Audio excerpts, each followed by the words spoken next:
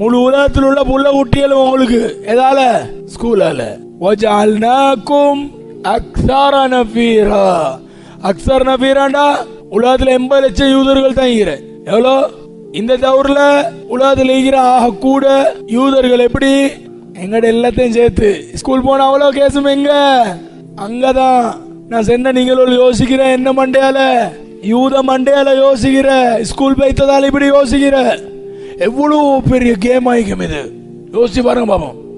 ஒருத்தன் இஸ்லாத்திலிருந்து யோசிக்கிறல்ல யோசிக்கிற எல்லாம் எப்படி அவன்ட மண்டையால. உண்மை ஓப்பனா சொல்றேன்டா, நான் ட்ரைனிங் எடுக்கிறேன் ஒவ்வொரு நாளும் ட்ரைனிங் எடுக்கிறேன்.